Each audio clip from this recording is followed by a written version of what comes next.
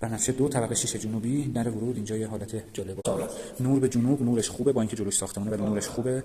این یه حالت کابینته که متحرکه، اونجا اون 2 تا مستطیل اون دره، خب در سوپره، اینو میتونیم بیاریم اینور.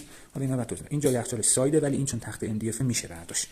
این جای ماشین لباسشویی و ماشین ظرفشویی و اینم شعله اجاق گاز و اینا میگم اینو میشه برداشت چون این تخت است و هنوزم کار نکرده.